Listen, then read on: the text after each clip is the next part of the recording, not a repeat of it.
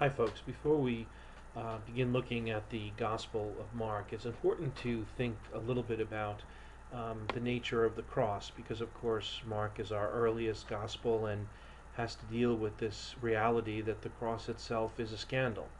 And this cross is a scandal not only in the ancient world, but in the world of today. So we'll look a little bit now at that, begin talking about it, and also perhaps begin to look forward towards later in the semester and saying that the cross is also a thing of beauty, and that's something that we'll be looking at art to talk about a little later on.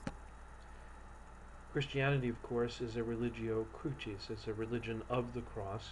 This is the most obvious and universal symbol in Christianity, and as we've already said, it's at the heart of our gospel narratives. And fundamentally, for our purposes now, this is a reality that sets Christianity apart really from any other religion or even contemporary philosophies. Muslims have a great deal of difficulty in accepting the idea that Jesus died on the cross, partly because in their view he is a prophet, and anyone who serves God can't find suffering and death, but rather should have blessing and triumph. So it's really inconceivable to suggest that God would allow such a terrible, horrifying, shameful death for a prophet. And so Muslims don't actually believe that Jesus died on the cross. It's interesting, there would be links there, of course, with some of the early Christian heresies, but that's a question for another day. For now, what we want to notice is that the cross remains a difficulty for contemporary folks. Buddhists also will speak about suffering. However, the goal of Buddhism really is to get beyond suffering to achieve nirvana. In Hinduism, saints are depicted as sitting on the ground, connected to Mother Earth, and in control of physical and spiritual worlds, having conquered already pain and illusion. The notion of one being lifted up on a cross and suffering and being weak, being unable to be in control, also is very foreign to this religious system. And we're certainly aware, I think, that in modern culture there's a tremendous emphasis on things like physical strength or youth or beauty, physical beauty, I should say. And secular culture is often quite, rejecting of the cross, even mocking of the cross, and suggesting that it is an expression really of guilt or masochism, or even tools of guilt or masochism of controlling others. There seems to be a fundamental lack of understanding of the Christian theology of the cross in secular culture. In Corinthians, Paul speaks about this problem not in our context, but in that of the ancient world. And notice at the center of this quote, he says, "We preach Christ crucified, to the Jews a stumbling block, and to the Greeks foolishness." So what he's alluding to is the fact that the cross is a difficulty for the Christian proclamation in the ancient world, the ancient Greco-Roman world. So let's talk a little bit now about that.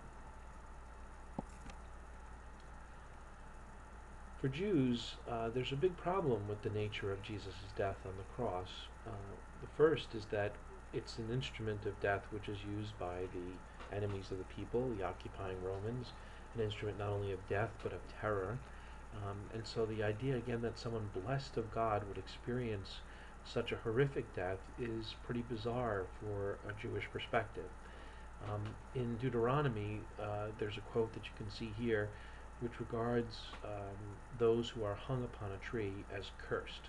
Now, this particular passage has its origin in a practice which goes back much further than this period, and it's a sort of killing a person twice. So after you put the person to death, if you don't give them the traditional Jewish burial and care and respect for the body that you find in Jewish culture, then in a sense you're punishing them even more than just killing them.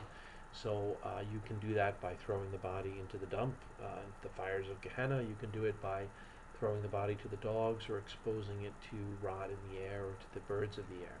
In any of these cases, the idea is that you're sort of doubly punishing the person in this life and even to some degree in the next.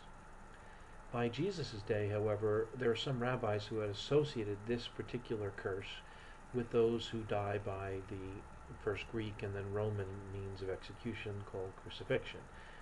So it was not part of the original understanding of the book of Deuteronomy, but it comes to be associated with it. And again, because of that, also that wider cultural idea of the horror of this kind of death, which is seen as so shameful. But let's look at the Gentile perspective on that, which also culturally would be related to that of the Jews. So Paul speaks of the cross being foolishness to the Greeks.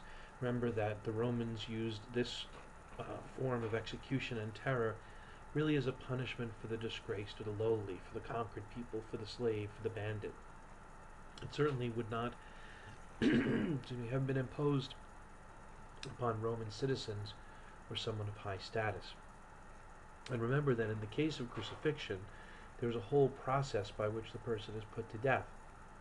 And the process itself is meant really to strip the person of all honor, to humiliate them in every way possible. And of course the removal of clothing would be part of that, but it's more than that. By beating the person, by whipping the person, by driving them through the streets, what you're really doing is subjecting them to a dehumanization process. You're making them a horror to look upon. You're inviting others to mock them and to abuse them, as well as the executioners. So there's certainly a terrorizing effect here, but the terror is not merely physical. It's really emotional and social as well. So for Greeks, the idea that someone who is a great son of God, a great figure, dying in this way is quite absurd. For Greeks or Romans. This is a Greco-Roman idea.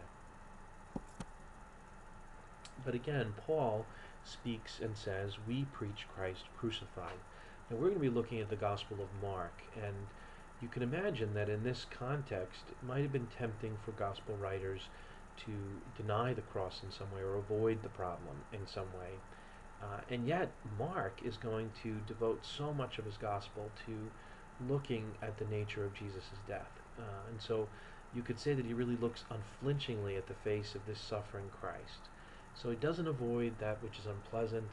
Instead, he cites the nature of Jesus' death as the ultimate and sure proof of his identity as the Son of God and an expression of his love.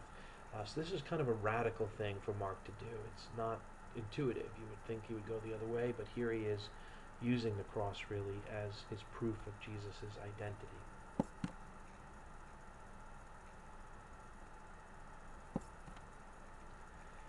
Is it possible, though, as we speak of the scandal and the horror of the cross in the ancient world, or the ways in which people in the modern world have difficulty with it, is it possible also to speak of the beauty of the cross?